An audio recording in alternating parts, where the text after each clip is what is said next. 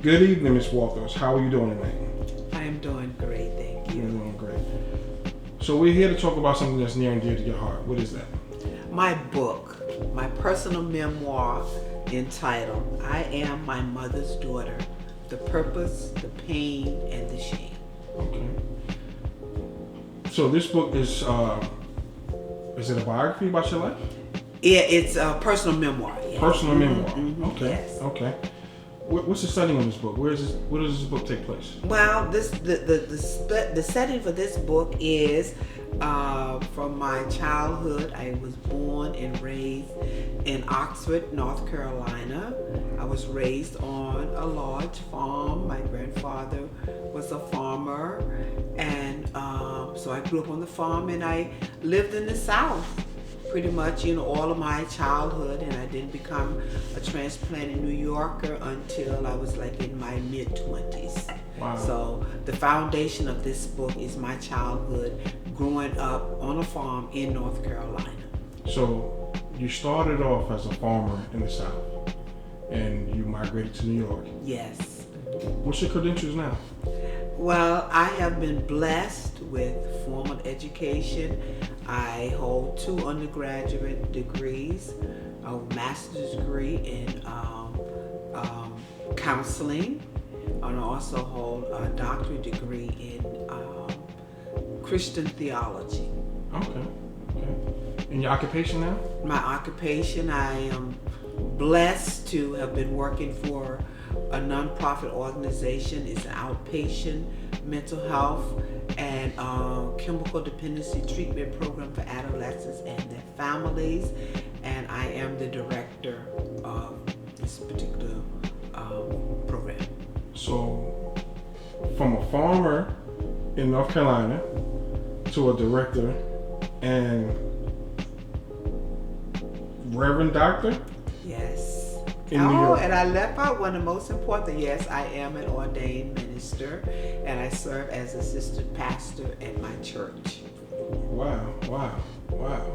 So you talk about mental health as your profession. Does your book tie into some of the mental health issues that's going on today, or was that going on in the past? Yes, absolutely. And that was one of the reasons that I was, ready to write the contents of this book, because I had, done a lot of research. And, whenever you grow up with issues, or abandonment issues, you always try to get to the root of it. And one of the questions the inspiration was, I always wanted to know what was going on with my mother. I know that she was having children, like back to back, and that why, and what was her state of mind as a young mother. And because of being in the mental health field, and that's what ties this book into the mental health field, women that after childbirth, they go through what is known as postpartum depression. And while they're pregnant, they go through what is called maternal depression. And all of this alters, the hormones and the mental and emotional state of women during and after pregnancy. And that was the concluding moment that said, I was like an aha moment, that it's not that my mother didn't want me, but she was in a mental and emotional state of postpartum depression. And all of these are symptoms of postpartum depression. And they didn't have those diagnoses at that time? Absolutely not. No one knew anything about maternal and postpartum depression. And that was the defining moment. That's exactly what she was going through, was postpartum depression. And a lot of mothers have, killed their babies. Mothers were not able to bond with their babies because of this, treatable, illness.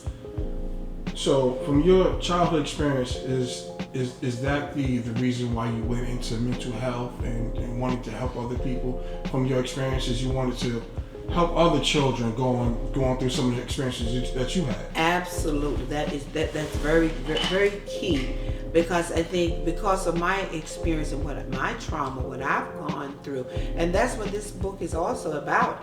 It's about early childhood trauma, and how you can overcome early childhood, trauma. And that's why, it's important for me in the field that I am, is to be observant and to treat children. That's why I work primarily with adolescents and young children. And these are some of the symptoms that I'm looking for when I'm working with families. Is there trauma in this family that is causing this child to act, a certain way? So your book is a multi-service book. Yes, it is. Multiple different aspects. Absolutely, it's a tool that can be used for young mothers that may be going through postpartum or maternal depression. It is also a book about trauma, early childhood trauma. It is also a book about bereavement. So it can be used in many arenas, and that is.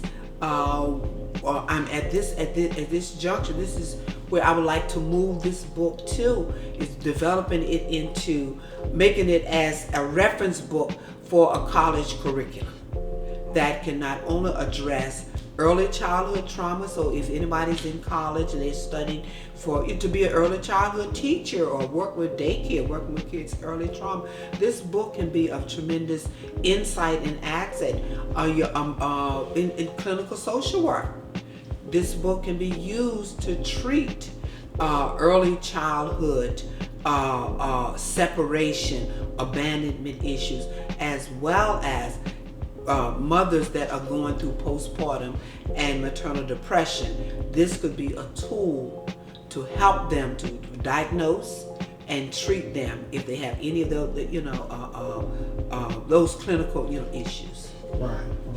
And because you've experienced it yourself. Yes, you've gone through some of the pain. Yes. And the shame. That's right. And overcome it. Mm-hmm. Absolutely. And was able to great achievements. Yes. Great achievements. So you're not just speaking from something that you just think. This is something you know. Absolutely. A personal experience. Great. So you said this will be beneficial for colleges. So is there anything else that you want to share with someone who may be considering your book as a curriculum for their students? Is there anything else that you want to share, or just tell them why this would be beneficial for them? Yes, I think this would be a great tool. First of all, it is an easy read book. It goes straight to like short synopsis, short stories, and it is written in a very readable language, so that it would be complicated or require a lot of time, but you could get the information, you can decipher the information, and then you can research any additional information that you would like to know to enhance your college course that you're taking. This could be just one reference book, and you could compare and contrast with other reference books that will talk about mental health, or whether it's postpartum depression or early childhood traumas. So it can be used as a textbook, but it also be used as a reference book. Wow. Okay, that's great. Give us one quick story of something that's in the book that may spark my interest into picking the book up and reading it. Okay. Well, there's a lot of interesting stories in here, but one story that I think would be of value, and that is dealing with your self-esteem.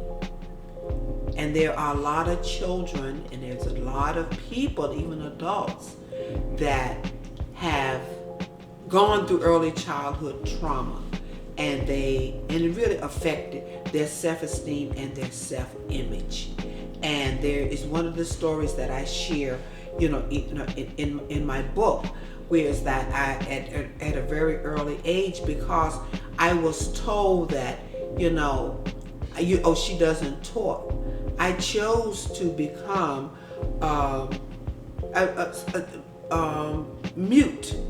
It's called mutism, where you can speak but you choose not to speak because you rely on what people have told you. Oh, she doesn't talk. So I didn't realize that I had a voice until I was in school, and people and my teachers and stuff, they encouraged me, to express, to be able to, and I love to, and I became an avid reader. When you don't speak, you learn to read. What I did. Well, and even to this day, I am an avid reader. It's not a day that goes by that I don't read something that is inspirational, encouraging, and most of all, informing and educational. So that's, I think, one of the things that this book could certainly help.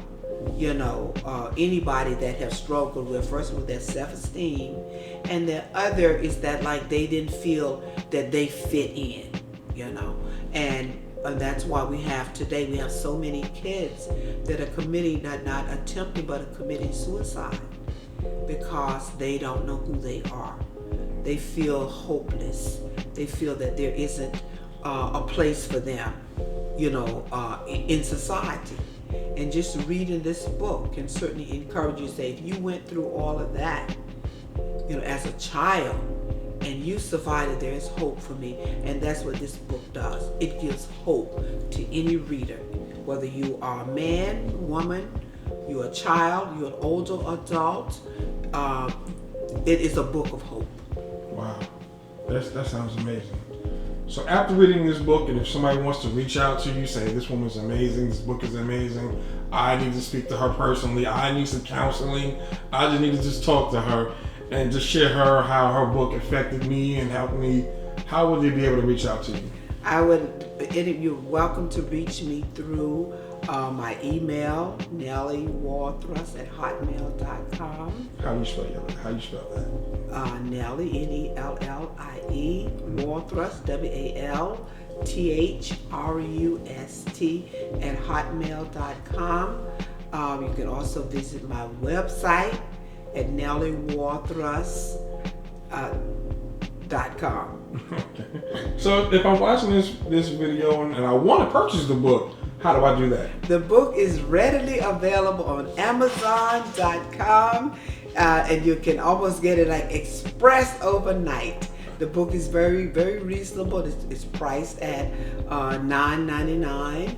And if anybody would like for me to send them like an autographed copy, they can always just go to my website, or you can send me an email at nelliewalthrust @hotmail.com, and I would be happy to guide you and make arrangements to get you an autographed copy of this book.